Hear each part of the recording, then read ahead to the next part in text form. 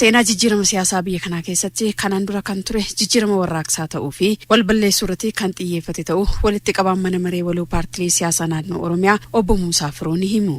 Egaa jijjiiramoonni darban keessatti jijjiiramoonni turan jijjiiramoota warraaqsaa waan turaniif paartilee isa qabatanii deemanis gaafii uummataa jennus hunda isaatu ol qabatee ka wal balleessuu, ka wal miidhuu, ka biyya wal baasuu, ka wal ajjeesuu maqaa siyaasaatiin ka wal miidhuu ture waan ta'eef jijjiiramni 2010 lamaanirraa adda akka isa godhu riifoormii ta'uu isaati jechuudha.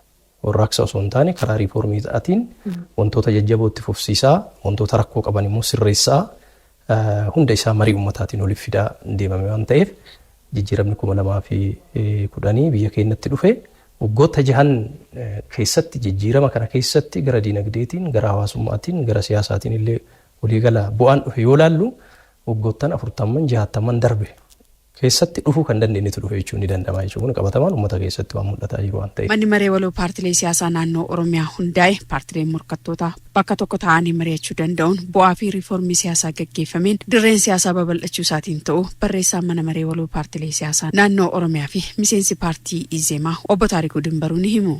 Dirreen dimokiraasii immoo akka dagaagu fakkeenyaaf dirree dimokiraasii maal jechuudha manuma keessa ammaan jirru kan wal cinaa teenya kana laaluu dandeenya. Kanaan dura kun godhamaay. Wal cinaa teenya jijjiirama jira hin jiru inni haasa'uu dandeenya. Waa'ee jijjiirama kaasuu dandeenya. Paartilee morkattootaa taanee dandeenya.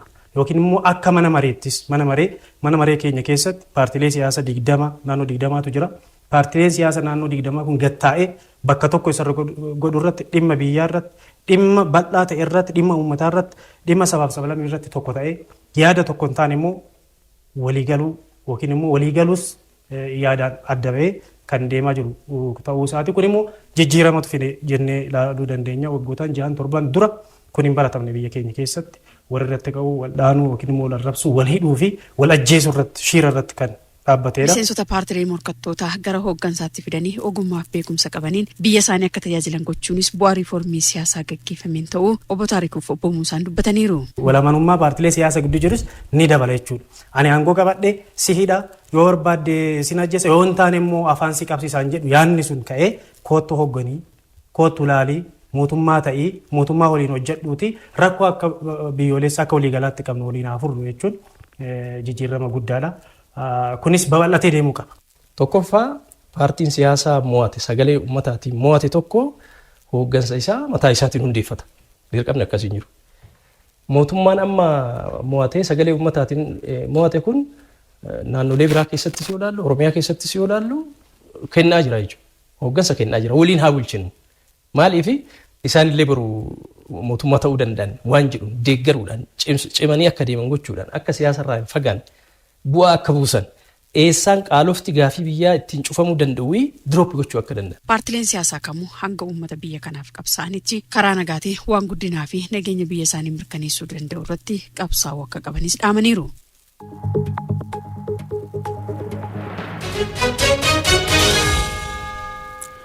Dargaggoonni waldaadhaan gurmaa'an hojii manufaaktcharingii fi industirii godoo irratti hirmaatan jiruuf jireenya isaanii fooyya'aa akka jiru dubbatan. Kutaa magaalaa Sabbataatti bara kana dargaggoota 16,000 oliif carraa hojii uumuuf hojjetamaa akka jiru waajjirri carraa hojii uumuu kutaa magaalichaa beeksise. Gurmaa'aa hundee gabaasa sadataa qaba. Dargaggoonni waldaalee enterpiraayizotaatiin gurmaa'uun dameewwan hojii garaagaraa irratti hirmaatan jiruuf jireenya isaanii fooyyeffachaa jiru. Dargaggoonni kutaa magaalaa Sabbataatis waldaadhaan gurmaa'uun hojii maanufaakcharingii fi industirii godoo irratti hirmaachuun fayyadamoo ta'aa jiru. Dargaggoo Faaris Waaballaa hojii ogummaa sibiilaa irratti gurmaa'uun hojjechaa jira. Jiruuf jireenyi isaa jijjiiramaa akka jiruu fi maashinoota buna qulqulleessuuf oolan oomishuun dhiyeessaa akka jiru dubbata. በ300,000 ምናምን ነው ጀመርነው። hojii kana kaapitaala birrii 300 hin caalleen calqabne.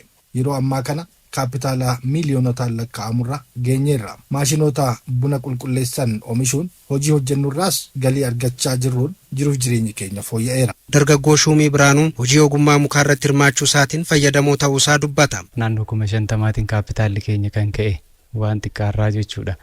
Gara miliyoona tokko hin deema kun waggaa tokko keessatti. Kanaafuu sanitti aanee immoo gara fuulduraa wanni yaadnu hojii keenya bal'isnee iddoo gurgurtaa immoo yoo nu mijaa'ee argannee bakka sanitti hojii keenya beeksisne waan sana wanni jechuu barbaannaa jechuudha. Bal'isnee hojjechuu barbaanna. Ofirra darbuunis dargaggoota kaaniif carraa hojii uumeeraa jedha. Carraa hojii dhaabbataadhaan gara nama 13 qabna. Dhaabbataadhaan kan jennu. Karaa adda addaatiin immoo hojjetaan guyyaadhaan dhufeetoo yeroo barbaachisutti yeroo ayyaanaa yeroo immoo ajajni adda addaa nutti baay'atutti nama 15 amma nama 17 taanee oolla. Hojii industirii godootiin uffata aadaa fi ammayyaa oomishuu irratti kan argamtu Aadde Tsiyoon Buzunaa inisheetivii industirii godoo kutaa magaalichaatti hojiirra oolfameen fayyadamoo ta'uu ibsiti. Irratti hirmaanne yaa huccuu hodhuu fi dha'uudha. Kan immoo irratti hirmaachuu irratti hojjennu yaa gurmoofneeti mahabaraan jecha. Gurmoofneeti yaa hojjechaa jira shaggaa bareeda. Dargaggoonni hojiiwwan garaagaraa irratti hirmaatan kunneen hojii hojjechaa jiran cimsuun gara industirii olaanaatti guddisuuf kan carraaqan ta'us dubbatan. Sheedonni keessatti oomishan mijataa ta'anillee ammas hanqinni ibsaa fi bishaanii isaan mudachaa waan jiruuf rakkoon kun furamuu fi akka qabus gaafataniiru. Kutaa magaalichaatti bara kana dargaggoota 16,000 ol hojii keessa galchuuf hojjetamaa akka jiru waajjira carraa hojii uumuu kutaa magaalaa Sabbataatti dursaan garee carraa hojii uumuu fi ogummaa obbo Baharuu Caalaa ibsaniiru. Miseensan dargaggoota 16,000 fi 286 hojiitti galchuuf kan karoorfame gurmiidhaan jechuudha. 1,400 fi wayirra jirra sa'a kanatti qacarreen warshaalee adda addaa keessatti immoo naannoo 5,000 ol kan carraa hojii uumnee jirru ta'uu isaatiidha.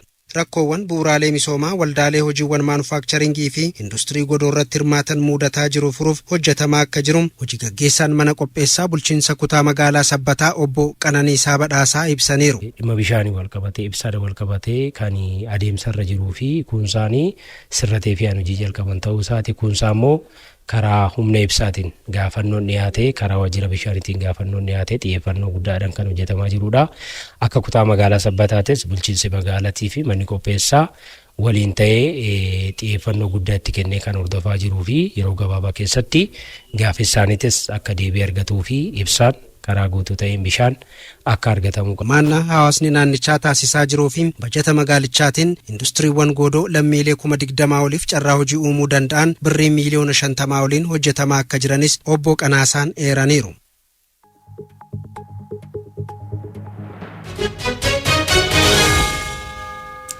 Dhaabbilee barnoota olaanaarraa ogummaan eebbifamanii ba'uun ogummaa sana qofarratti daangeffamoo osoo hin taane naannoo fi sirriitti xiinxaluun piroojektota rakkoo hawaasaa hiikuu danda'an irratti hojii uumuu akka barbaachisu dargaggoo Musliim Naasir dubbate. Dargaggoo Musliim Naasir biyya Chaayinaatti barnoota siivil injinariingiin digirii jalqabaa barachuun magaalaa Shaggar kutaa magaalaa Galaan Guddaatti oomisha nyaata beeladaa irratti bobba'ee hojjechaa jira. Kutaan magaalichaas dargaggoota kalaqaa qaban deeggaruun carraa hojii bal'inaan akka uuman gochaa jiraachuusaa beeksise. Lijaa lama barraa gabaasa dabalataa qaba.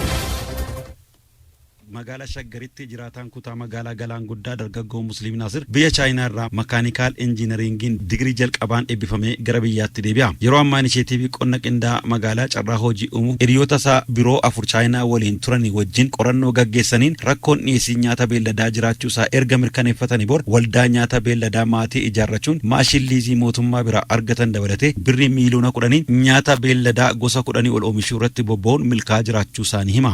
Horii hunda horsiisuu irratti challenge guddaa kan ta'e nyaata ta'uu waliin hubanne.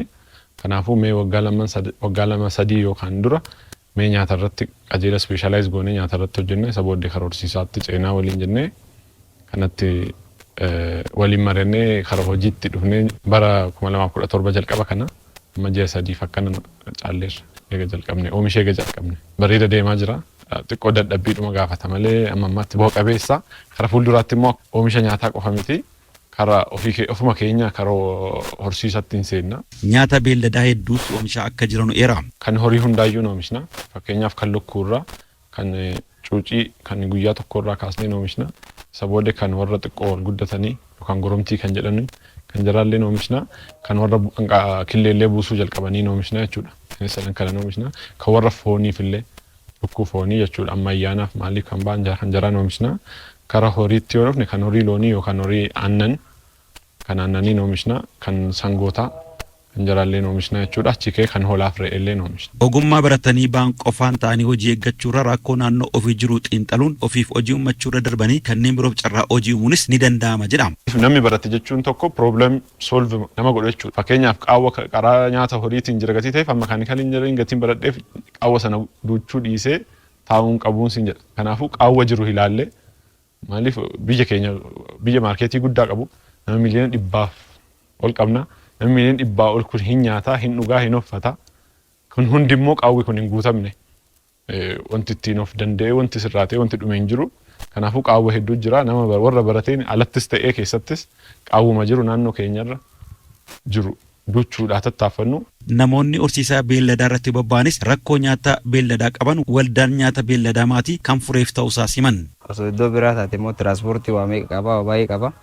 Asas jiraatan isaa immoo nuuf baay'ee bareedaadha. Namoonni carraan hojii uumameefis hojii argachuun cinatti ogummaa barachaa jirra jedhan. Ogummaa garaagaraatiin baalamoo irraas warra hojjetan irraas waan baay'ee hubadheera. Immoo birrii isaatiinis immoo fayyadameera barattu waan ta'eef birrii asiin hojjedheen ittiin barachaa jira jechuudha. Of gargaarii. Carraa hojii argadheen jira asitti. Carraa hojii argachuu irraa darbee immoo ogummaa kanallee argadheera. Opereetara maashinaa ta'ee irratti hojjedhaan jira jechuudha. Bulchituun kutaa magaalaa Galaan Guddaa Adde Boggee kenne hojiin waldaan nyaata beelladaa maatii kutaa magaalichaa keessatti hojjechaa jiru ilaalcha eeggatummaa kan cabsee akka ta'e himan. Namni yuunivarsiitii galee gaafa yuunivarsiitiidhaa bahu mana mootummaa keessatti qaxaramudha. Qaxaramee mindaa argachuudha. Aadaan sullee jijjiiramee jira qabatamaadhaan. Yuunivarsiitiirras bahanii biyya alagaa deemanii karaan taanee miidhaa adda addaa irra gahee deebi'an naannoo dubartoota 96 fi dargaggeessa warra dhiiraa 30,126 dhaabbanni ATI jedhamu 6,300 deeggarsaan nuuf kenneef. Ijoollee sana gaafa gurmeessinu lukkuu sanaaf waan kennan hin qabanii liqiillee hamma mijeeffatanitti tolaan liqiidhaan kennaafii ture.